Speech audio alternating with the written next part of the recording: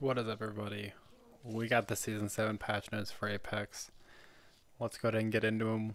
We're going to take a look at all the sandbox changes coming on the 4th. So before we get into Bangalore, I want to say that I love these developer notes. I know that Respawn's been doing them pretty much all the way through Apex. I don't know if they do them with their other games, but it's so nice to see the reason behind the changes and to see, not so much with this one, but to see with some of the other ones, like you'll see with the Loba, you'll see with the Watson, how much thought goes into these changes that they're making. That being said, Bangalore, the ult's gonna go off 6 seconds instead of 8. I know that I would normally hang out in the Bangalore ult a lot more seeing this change, seeing that you don't have that time. I don't know how much of a change it's going to be in the long run, but it's definitely going to be something in the short run where people are going to get messed up by it a lot more. So, Caustic. You will still be slowed by his gas, but you won't be blinded or blurred by his gas. To make up for that change, it's getting a little bit more damage, not a ton. As a Caustic main, I feel like this is a nerf, but we'll see. So, Mirage decoys now have a health pool of 45 health, compared to 0 before. And this long ass developer note is basically just saying that you're not going to be able to use them as a meat shield because the bullets are going to pass through them after they do damage.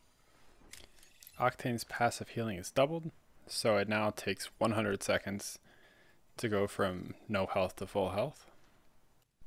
You're going to get an extra 5 damage out of your Watson fences, up to 15 damage from 10 every time you break one of them. Loba's Black Market will now let you pull as much ammo as you want through it without taking up either of your 2 slots. I think this is going to be a pretty big change, and I hope that people don't sleep on it.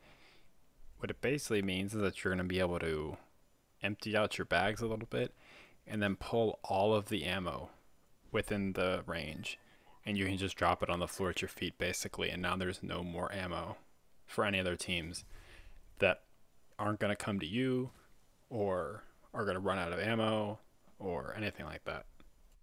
So Rampart's getting 2 changes. The first one being that Sheila is now going to spin up at almost twice as fast, a little bit less than twice as fast.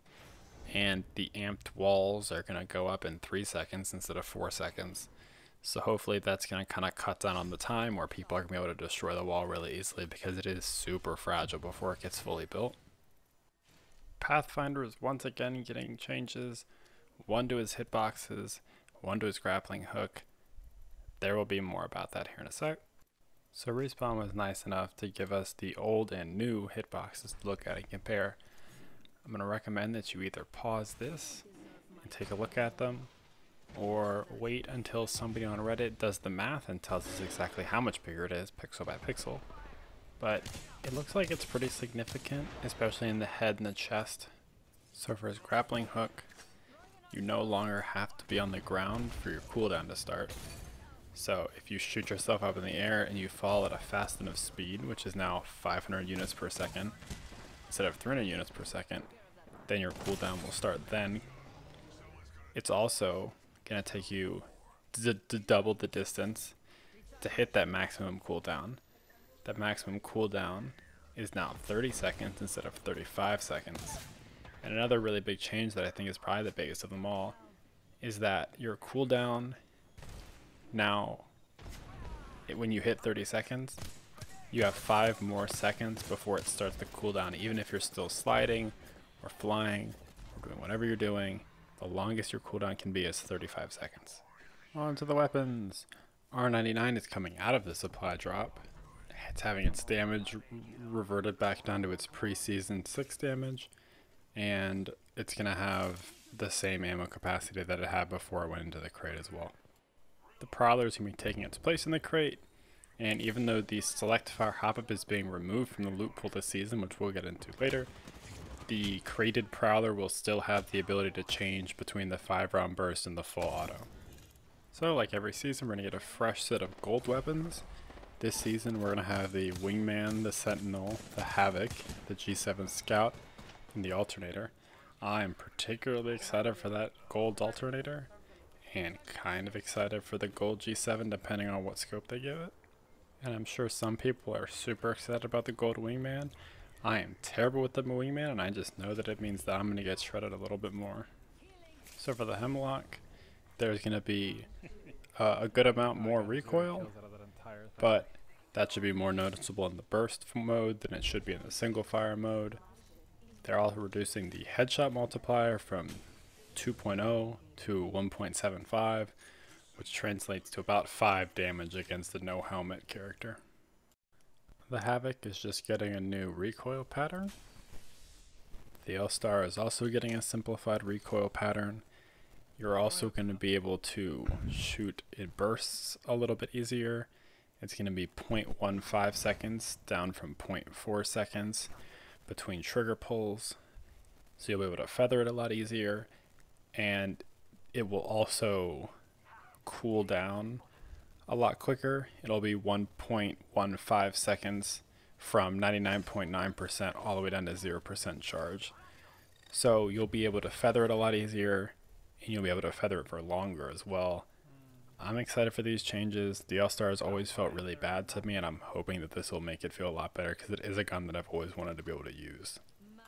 While I do think the Sentinel being able to rip through shields was super cool and a really nice concept, it was very situational, and they've decided to get rid of it. Now charging the Sentinel is going to give you 88 damage base instead of 70 damage base, so it acts more of an energize or an amp than as a disruptor for shields. They took just a smidge off the triple take firing rate. I think this will make it a little less viable as a shotty, which is what I've been using it for mostly, but I don't think it'll be too much of a change. We are getting a new hop-up. The Quick Draw Holster hop-up will go on the RE45 and the Wingman. The gun will be ready quicker, it'll ADS quicker, and it will reduce the hipfire spread. This means the Wingman now has 2 hop-ups, the Skull Piercer and this new holster hop-up. The hop-up that it will be leaving is the Select Fire Receiver, but with the Prowler going into the drop containers, that will only really affect the Havoc. And that being said, I think I've only ever used it on the Havoc once, but single fire Havoc kind of slapped. I ran a single fire Havoc and a full auto Havoc that game. It went pretty well. So armor is getting harder to upgrade. The biggest changes are really coming from the level 0 to the level 1. You're going to need twice as much damage to get your level 1 shield, and level 3 to level 4 you're going to need only 50% more damage, but that does equate out to another 250 damage.